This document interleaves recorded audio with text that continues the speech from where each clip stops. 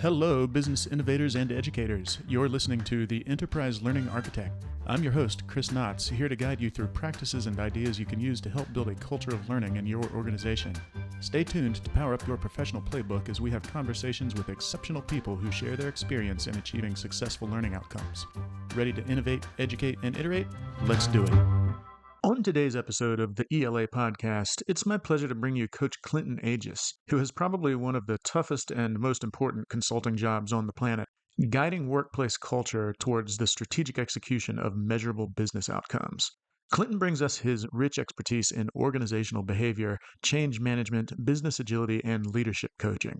He has a recently released book, Elevation Acceleration: 7 Steps to Accomplish Your Best Self.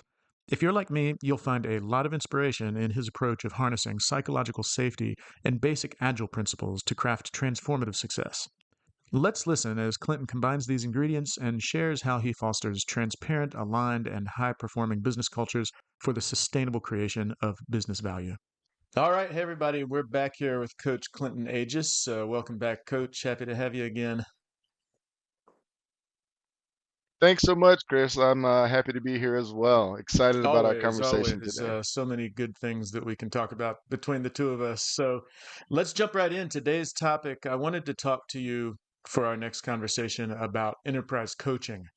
And no surprise, you brand yourself Coach Clinton. It's right there in the name. So this is the majority, or at least a large portion of your recent career, has been coaching technology teams, coaching management teams, coaching agile transformations, things like that. So I wanted to talk to you a little bit about this, especially relevant as in my corner of the universe, when we're trying to drive learning outcomes, designing training programs, and doing product management for training topics and courses and things like that, we often think about training and coaching as sort of being two sides of a coin and going hand in hand. So that's why I was really interested to talk to you about this and pick your brain a little bit about, what exactly does it mean to be an agile coach or an enterprise coach or a management coach or any type of thing. It's obviously a very real sector out there. So I'm going to kick it right on over to you and just wanted to get your general thoughts on what it means to coach. Give us your 30,000 foot view. Yeah, no, I appreciate that, Chris. And believe it or not, I'm fairly comfortable with this question because I get it a lot, right? So, firstly, when I, told my mom I was gonna go into coaching, right? And it's like trying to explain that to her, and so, it's easy for people to look at the analogy of a sports coach and think that oh, is it similar, right? Are you running plays, right? Are you helping the team figure out their strategy? And it's not really that. It's really more about helping the team identify their potential, right? Helping the team to work better together, to collaborate, to communicate, to have transparency in their decision making, so that everyone understands what's going on, right? Because as a team, you typically have a goal, right? In sports, it's to score and to win the game, right? And in business, it's typically to get a product out the door. To complete some sort of initiative and things of that nature. And so, in reality, business coaching is really just, again, getting to know the group of individuals that you're partnering with, the people, right? Getting to know the people that you are partnering with, understanding what those people want to do collectively as a team, right? And then helping the individuals on that team as they are on their own personal journeys to get to that place of transparency, collaboration, and communication and sharing. And so, as a coach, that's what we're trying to get done, right? And we're doing that by asking questions, understanding the way things work, and helping people investigate their own situation and bring their own ideas to what it means to make that situation move in the direction they like to move it.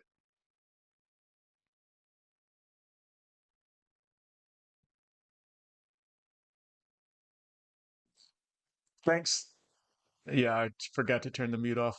You'll edit that out, I'm sure, TM. Sorry about that. Yeah, that makes No, no worries. I was like, I can't hear you. that makes sense, Clinton. So it's interesting. I earned a coaching credential, an IC Agile coaching credential, earlier this year, and it was quite an intense training program, 4 days, and taught by a real leader in the Agile coaching space. And one of the things that we talked about throughout the course of that program was the difference in things like coaching and mentoring, which, going into that, I didn't necessarily understand the difference between, but it was interesting to identify that really one of the key differences between being a mentor and being a coach is that a coach almost explicitly does not speak to the domain space of the team or the person they're coaching. It's not an advice giving space, which was very interesting. Whereas mentoring is explicitly an advice giving space, suggesting solutions and sort of helping them with the playbook, like you said.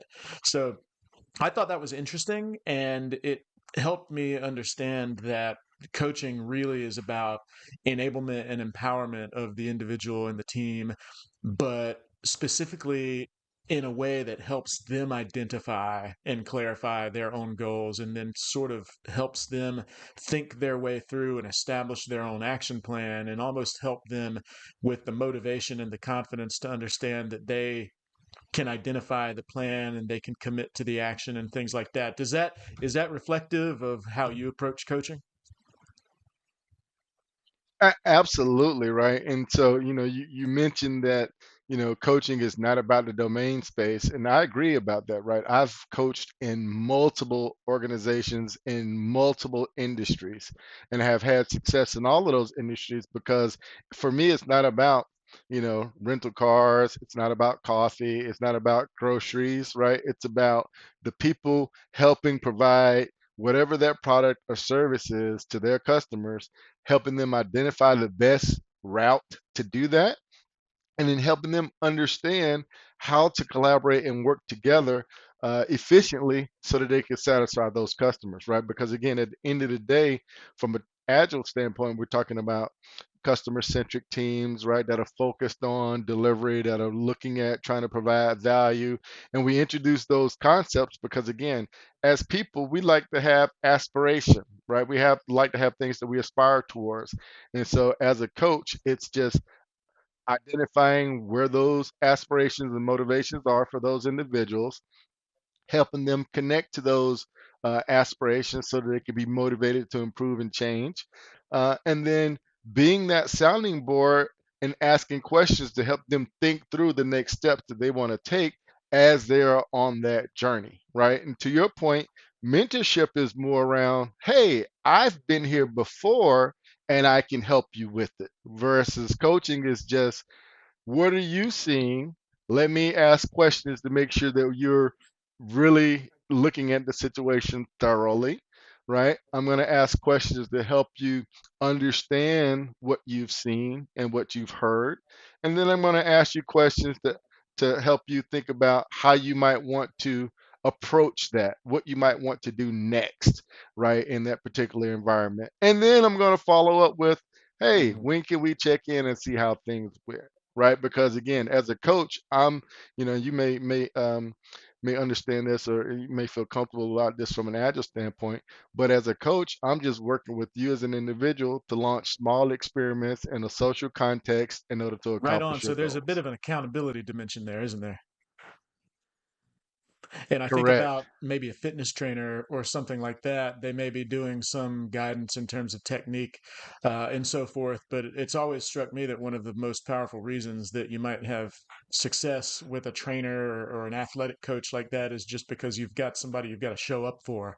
And so, sometimes if you have that external accountability and you don't want to let somebody down, or just having somebody on the other end of the line almost seems like it can be powerful. Is it the same thing in a business context? It is. I mean, the beauty behind it is once you get to that level of trust, then yes, that exactly exists there. But it's difficult to get there, Chris. I mean, again, walking into the organization, I'm an outsider, right? I'm an outsider to come into the organization, and then there's the skepticism around, do you know my organization well enough to give me advice, right? So I've got to overcome that. I'm not here to advise you, right? I'm here to collaborate with you as you're thinking through your challenges, as you're thinking through how do you make your business better, right?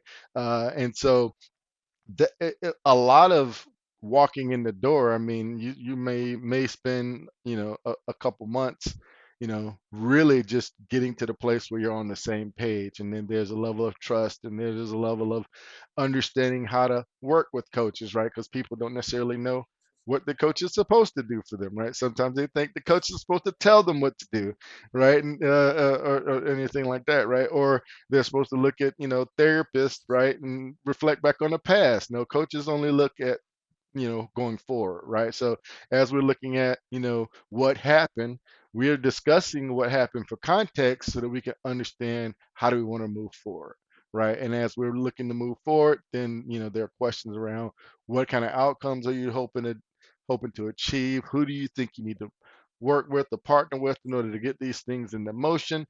How do you win basically in this situation? And so asking those kinds of questions, and you as an individual, if most people have had life experiences, and so getting you to draw on those life experiences so that you can use that to help you make a decision about what to do now. And so that's what we Love do that as a coach. explicit definition of your perspective is forward looking only, which makes sense, obviously, in the context we're delivering coaching because you're there for some sort of business outcome. So it's the outcome that matters, right? And nobody's Right. nobody's going to engage a Exactly. coach or some sort of an external consultant just because they want to do it for abstract reasons or for behavioral health reasons or things like that. As well intentioned as those things might be, these services cost. People have to invest in them, and so leadership is going to approve those, assuming that there's a good business case to be made for that outcome. So I think that's a good call out. You don't spend a lot of time in the past. You may have to spend some time building trust and things like that, but it really ultimately is about some sort of tangible initiative or some sort of tangible result. So results oriented is a phrase that I care about a lot. So I like that alignment. Absolutely right. I mean, return on investment is around, it's completely focused on did I achieve the outcomes, right? And when you talk about coaching, right, I mean, those outcomes are challenging, right? A lot of times, I mean, we're talking about behaviors, we're talking about interactions, we're talking about the way that people think, right? Typically, when we're looking at coaching someone, those are the areas where we're helping them to evaluate, their life and their situations.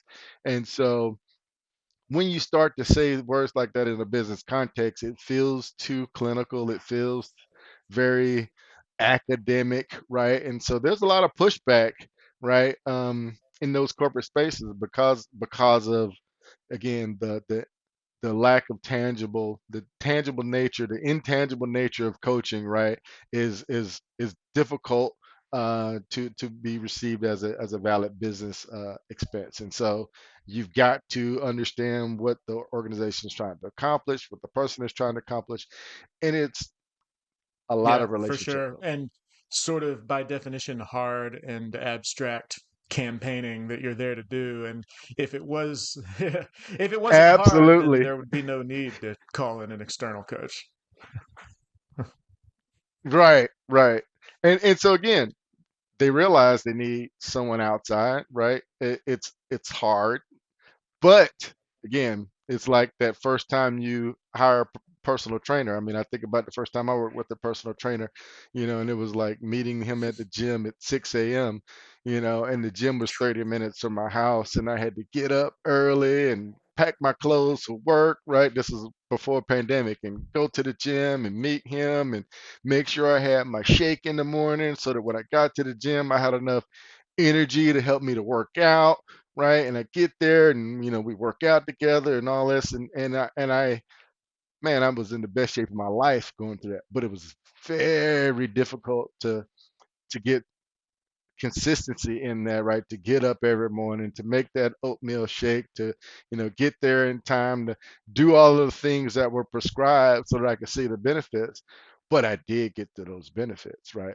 And that's a challenge as well. A lot of times we work with coaches, and the coach says, "Hey, meet me at 6," and you call him Mm. and say, "I won't be there at 7," or "I can't do that," you know. And again, coach is trying to help you improve who you are and how you show up, right? And so there's got to be value behind that partnership as well, right? And it's again, it's as a support, as a helper, right? As a people helper, people developer, you know, that's kind of the, I mean, you're in the same space, Chris. I mean, you educate people all the time and try to get them to a place of understanding for context. And, you know, there's some people that value that and some organizations not so much so. So, so it's a No doubt. constant So I'd like struggle. to ask you a little bit about sort of the nuts and bolts of some of these engagements, because even though we've just talked about the fact that it's hard or the business value can be hard to define, or sometimes there's not willingness. At the same time, we know there's a big market for your style of coaching. You and I both come from backgrounds in which a major segment of our service offerings was this type of service, engaging especially agile coaches or enterprise agility coaches who could come in and kind of help drive these overall transformations, drive product launches, as you mentioned, or technology initiatives, things like that. There's a market there. I mean, people sell and deliver this type of coaching all day long. So I'm very curious from your perspective about sort of what this looks like, with an understanding that you're not just doing coaching for its own sake. What are some of the business outcomes or some of the engineering or product outcomes that you've encountered that are particularly important to have a coach involved, or in which coaching has been a key part of the success or whatever? And then if you could talk to me a little bit about who those roles are. Are they primarily technologists? Is it managers? Is it product people? I'm just curious, like when you have gone into an organization in a formal coaching engagement, what does that actually look like day to day? Who are you interacting with, and what is the goal that you're driving towards? Yeah, so right now I'm working with an organization providing some coaching, and it's I'm working with individuals, right? So they've got um, they're growing managers inside the organization, right? They want to hire from within.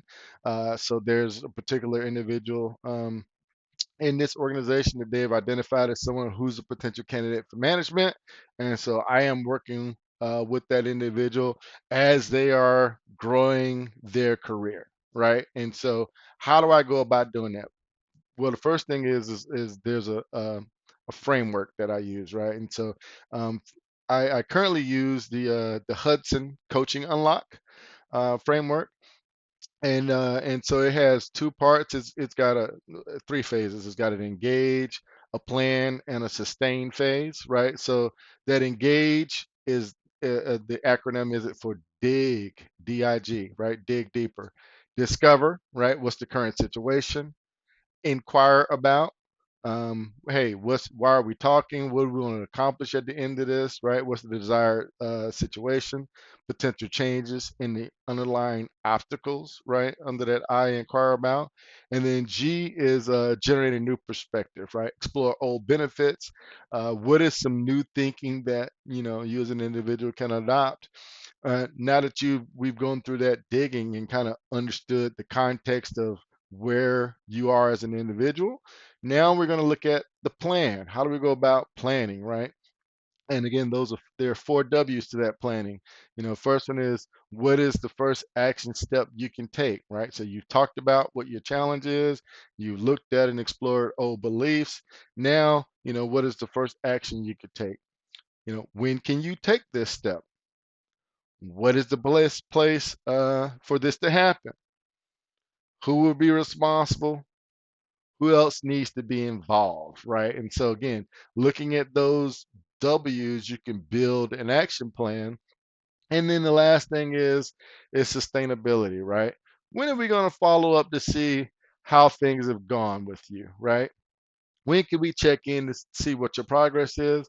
We can discuss that progress. Again, going back through that engage and digging deeper, understanding that new context, seeing if the things we talked about, the experiments that we had in the last conversation were beneficial and fruitful, right? And now we can move on to the next aspect, right? So it's like one thing at a time, resolving those issues top of mind for that individual, right? And so then that puts us in a place where they are focused on what's important, driving completion of those things, accomplishing their goals, and making progress towards their Love that journey. methodical, structured approach.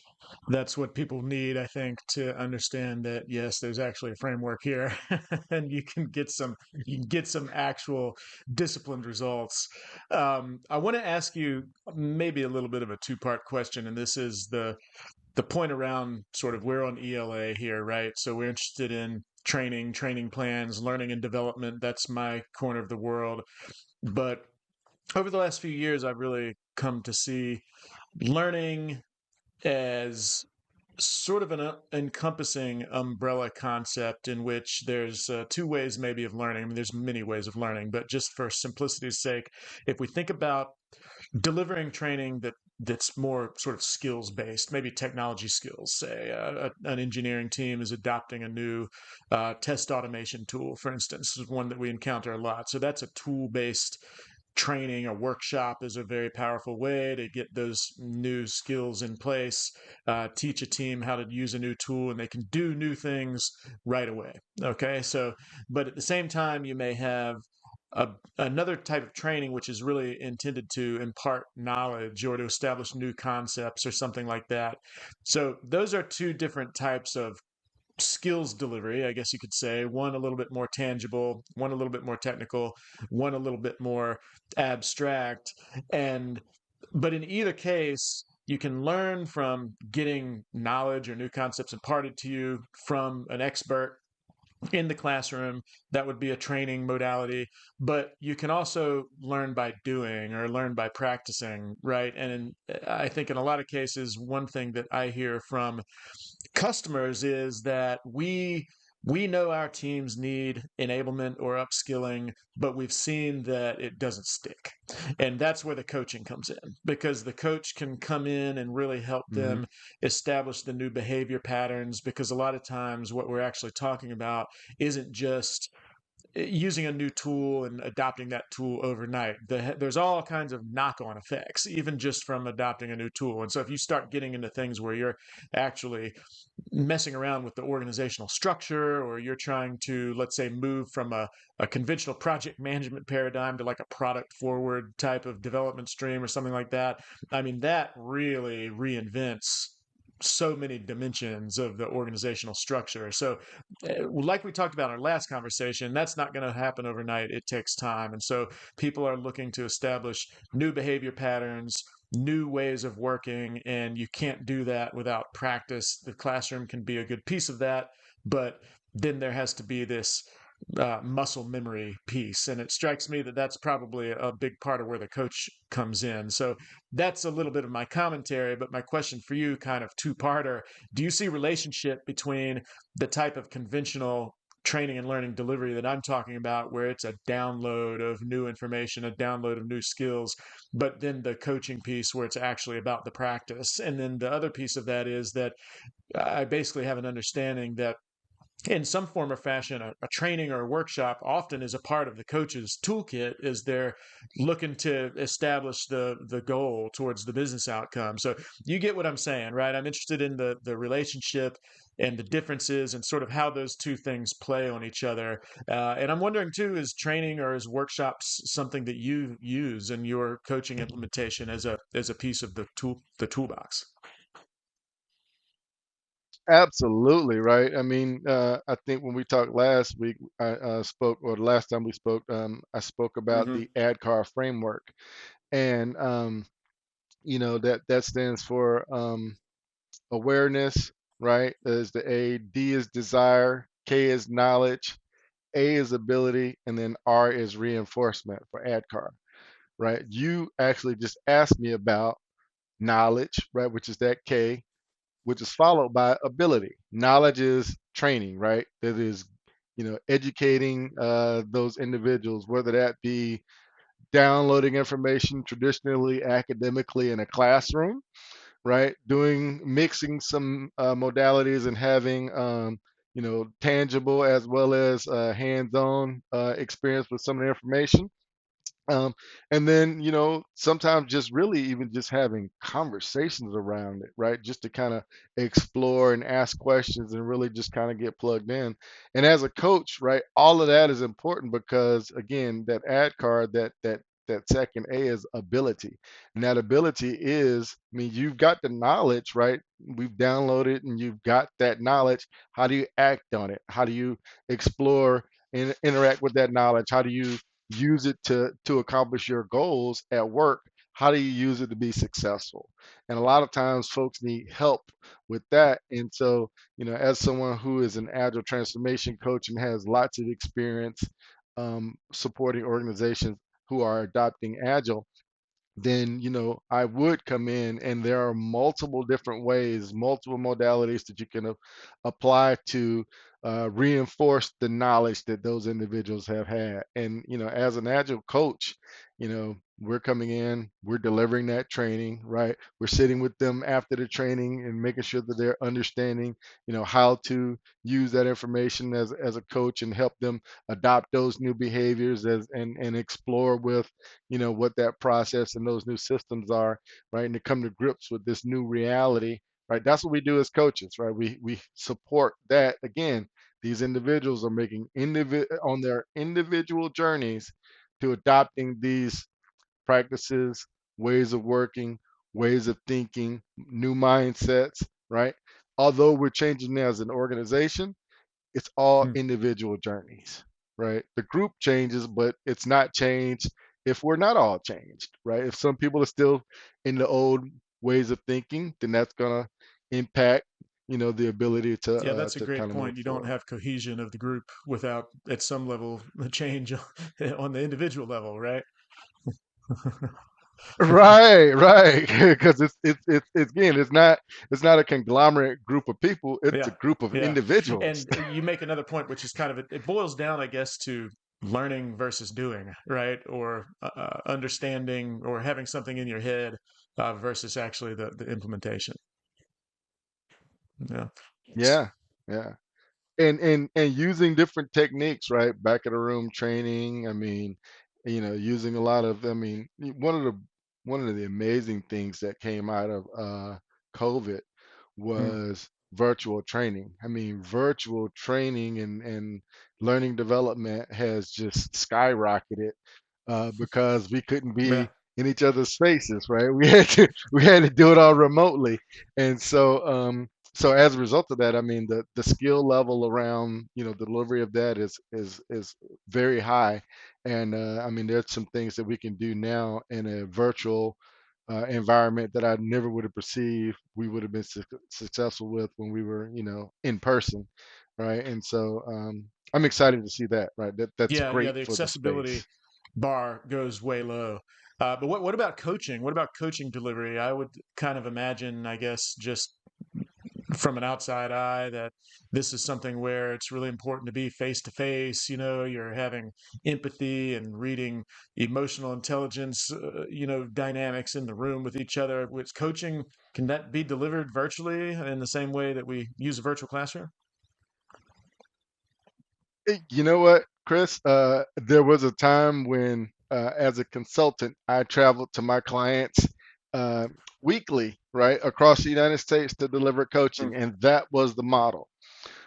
Since the pandemic, Chris, I have rarely left my home in Atlanta, Georgia, to work with coaching some of the actual clients. I mean, I've worked out on the West Coast. I've worked out, here in Atlanta. I mean, the world is a much smaller place, and believe it or not, it is. We're getting to the place where we can have greater success in those environments. Now, it's a little bit challenging from the standpoint of as a coach walking the halls of an organization, there's so much that you pick up, right? There's a lot of ambiance, right? There's a lot of culture that you can feel and sense when you're on site.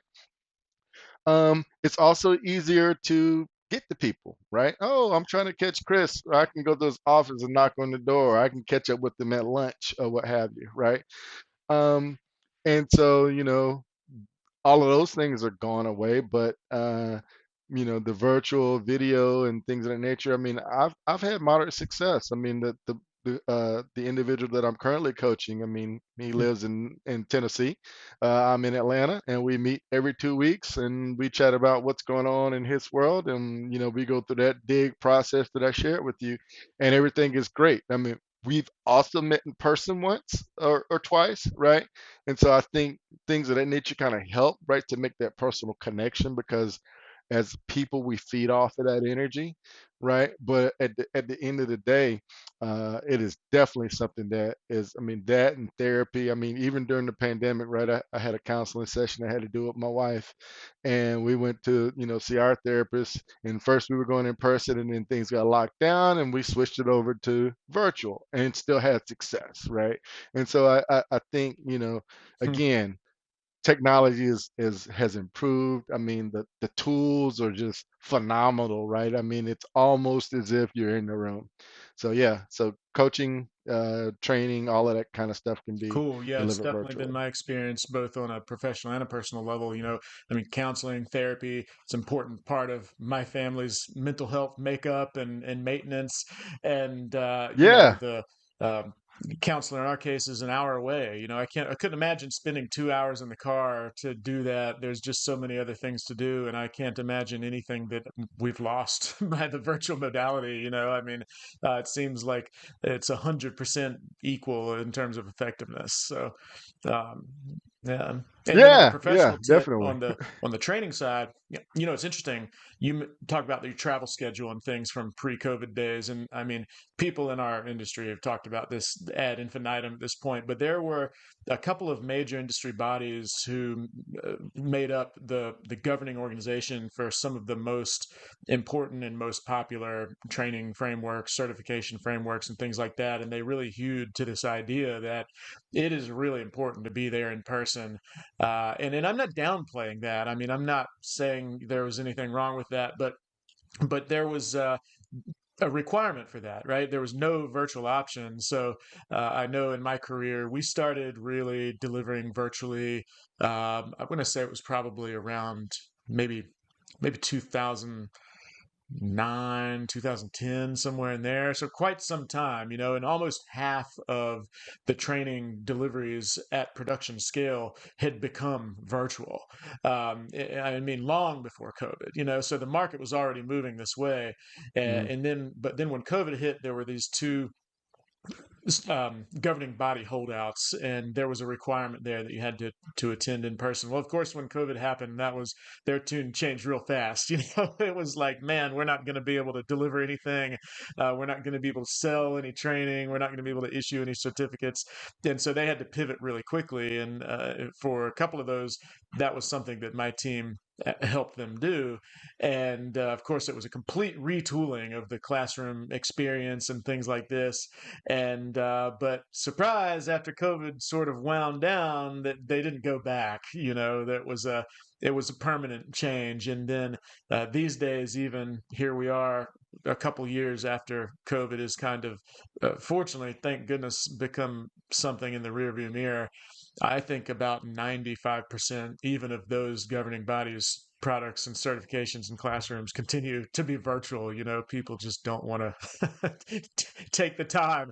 Yeah. Yeah, I mean, it's yeah. So unfortunately, they took the price of the ticket that you would have had to fly there and the hotel, and they wrote Yeah. that into the cost, right? Yeah, it's funny. I think there was some margin benefit actually that maybe there Yeah, absolutely, some margin benefit. cool. Well, when you're doing an enterprise coaching engagement, I'd like to ask you about sort of what are the most common little workshoppy, classroomy type components that you find yourself weaving in. Are you using that for baselining or to roadmap stuff, or tell me how you weave in training and classroom components of a coaching engagement. Yeah, so I mean, it's a couple of things, right? I mean, when you're talking about the leadership level, that's typically some sort of hands-on engagement activity, right? That I like to perform. Um, and that's typically a mindset activity, right? So you're trying to get them to understand things differently, right? It's very succinct, it's very tight messaging around what Mm, this one concept is, because the executives don't have the patience to, they've got other things they've got to be doing, right? So they can't be sticking around and taking 8 hours of training. They need something short, succinct, they can lock into, grab onto, and be able to take that and use it. And so create a backlog of those things, right? So, hey, every week or so, we're going to do a leadership engagement workshop where we focus on this next topic. And you work with them to figure out what the things are that they want to work on, build that backlog, and then you just, execute and deliver on those small pieces. So that's one piece, because you need to have changing mindsets at the leadership level in order for the change to eh, stick, right? That's a big part of it. Um, so then there's that piece, right?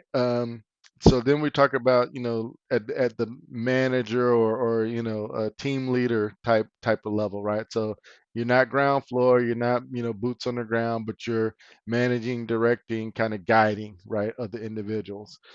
Well, for those groups, typically it's been a very mhm, command and control type of existence, right? They had a team, they hired that team, they tell the team what they need to do, right? And they guide that team through control.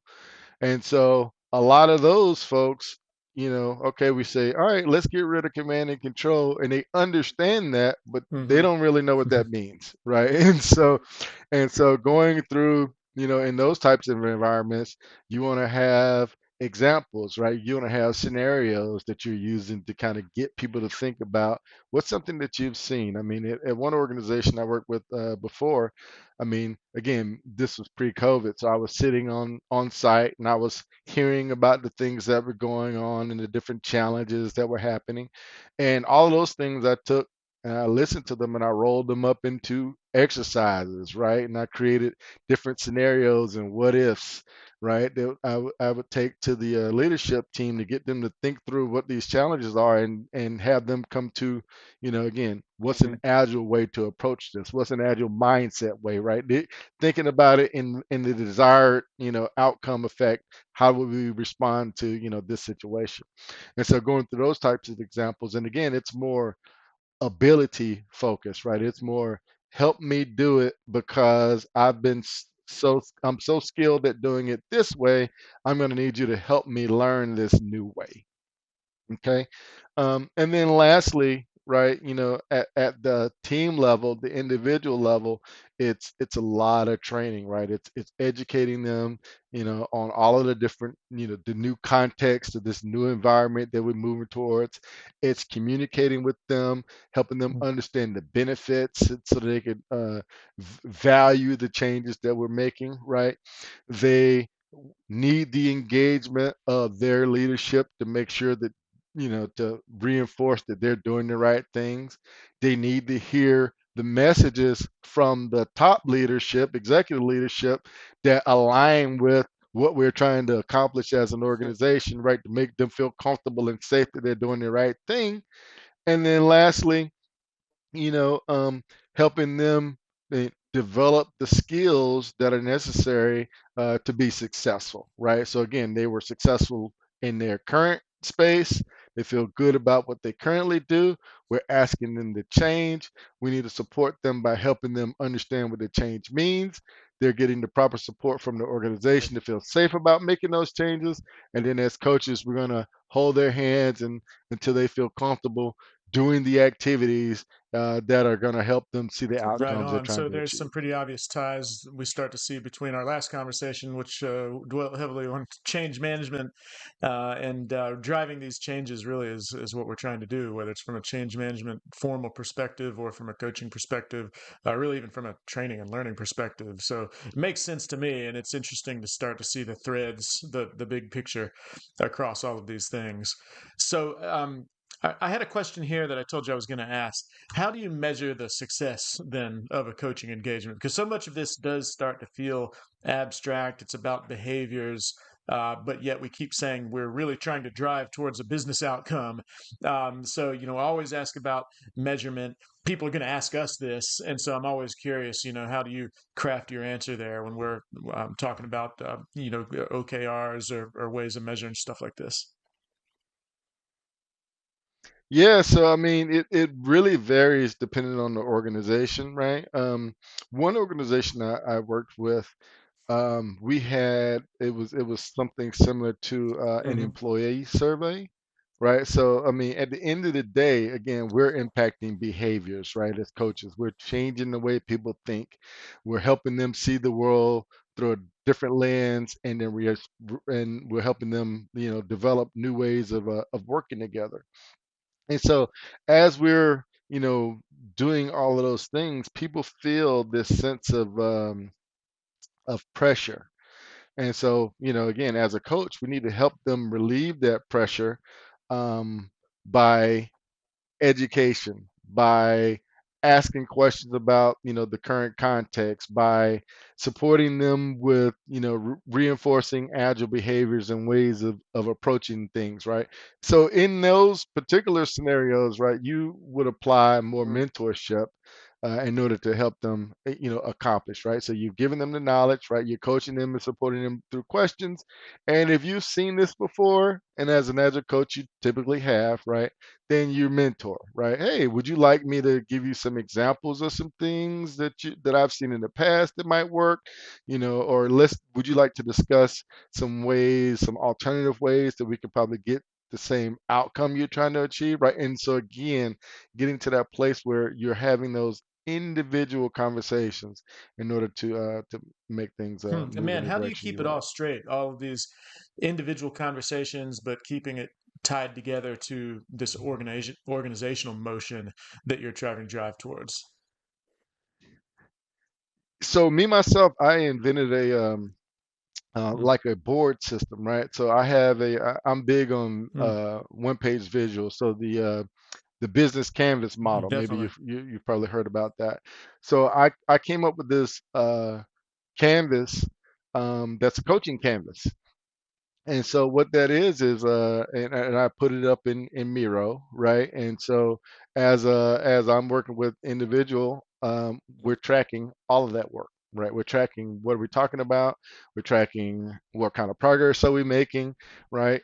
And all of that's on a Kanban board that we are when we meet as together to discuss the next steps, right? We're looking at that Kanban board. We have a to do, we've got some things that are in progress, we've got done, we've got questions that we're still waiting on answers for, we've got value that we're trying to deliver, either as a scrum master or a product owner or a portfolio leader or something like that, right? Role specific.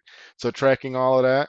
And so basically just putting together some sort of a Kanban board, a visual way for us to Mm, transparently keep up with the things that we're progressing along, and more importantly, only really working on mm. one thing at a time, right? And so I don't have to keep up with a lot with you because hey, what did we do last time, right? And what are we going to do next time? And so that's how that conversation goes. And then because I'm working with multiple people, the fact that I've got them, virtually Hmm. stored as Miro boards, then you and I would share that board together. You have ownership of it, and then that's where we Cool. track Makes all sense of to our me. stuff. Man, is there anything that Kanban shouldn't be used for? I start to ask myself. I I I I use it Yeah. for yard work, for household projects. I mean, it's just Yeah, Kanban board is just man, I awesome. use it for everything too. I don't know what I would do without sort of ways to track and prioritize my whip. There's just so many things to do, right? And it becomes overwhelming for me Yes, without some way to sort of, all right, take a moment to, for one thing, just dump everything out there that you're trying to get just into a great big unsorted bucket, and then kind of do a sorting exercise, get that stuff prioritized, and then it allows you to sort of ignore 90% of what's in your brain almost, right? While you bring your focus to that one absolutely. thing or maybe even two things that you're trying to get done. But I hear you. I don't know any better way to do that. So a little bit of an aside there, but always got to give a shout to Kanban. So, um, Coach, coming to the end of our time here. As expected, a great conversation. I feel like I've learned a lot actually just from where you sit as a coach, and I appreciate that. What if somebody wanted to transition or pursue a career as a coach who does the kind of work that you do, what kind of advice would you have for them? What guidance would you give them? Because as I've said, there's a definitely a market for this type of work. The work pays well. It's hard. It's difficult, and takes a certain kind of person, I think, and definitely a certain kind of skill set. But it's definitely a legit market, and we've seen clients who wouldn't have been successful with the changes they're trying to make if they didn't have that critical coaching component. So it's definitely a viable career track. What guidance would you give to folks who might be interested in trying to pursue that track? So first thing is I would definitely look to investigate, make sure you fully understood, the perception of coaching. And you can do that by going to ICF, Mm, International Coach Federation. And so that, they also have links to different schools that they endorse that, that they offer education programs that align with the ICF's requirements, right? So they've got those out there, which is how I found my class. Um, what's going to be interesting, right? And so I don't know if all of classes are similar, but for me, we had first there was like the education portion where for like a few months we just we read things, we wrote about them, we discussed them on in class, right, all virtually. And then that was like 2 or 3 months. That concluded with an actual practicum where we actually came together in person. Actually, we met here in Atlanta for like a week, right? And during that week, we actually took the knowledge that we gained from the conversations and the readings and all of that kind of stuff, and we were taught how to develop patterns and practices for how to apply those things um, as a coach. And so that, was a very good program for me. And I think you said earlier I had taken an actual coaching course, and like you, my experience was mind blowing, right? Because I had been a consultant, for a large part of my career, and consultants, come in and help you fix your problems, right? And so I thought coaching was similar, but I come to learn that coaching is about mm. asking questions, right, and getting that person who it's their problem. They own it, right, and they can solve it. It's just helping them figure out how they want to solve it by asking them the questions to think through it. And so that would be an important aspect of it as well. I've also had some different continuing education things that I've followed up on. Earlier during the conversation, I think I said something about the Hudson Coaching Unlock.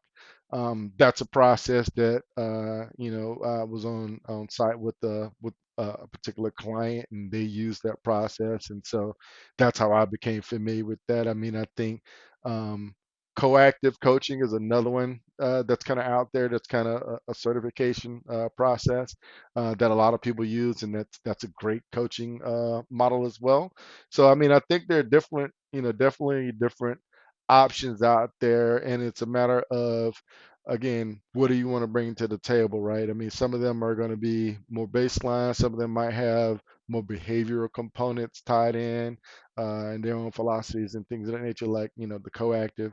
But I mean, at the end of the day, finding those things, getting that knowledge, and then getting out there and just kind of practicing, right? Really just experimenting and understanding Yes, indeed. what And I people think the need. ICF in particular, they have a forum that's available where people who need practice can join and practice. There's some resources out there where it's just getting the hang of doing it with each other because it is such an organic style of conversation.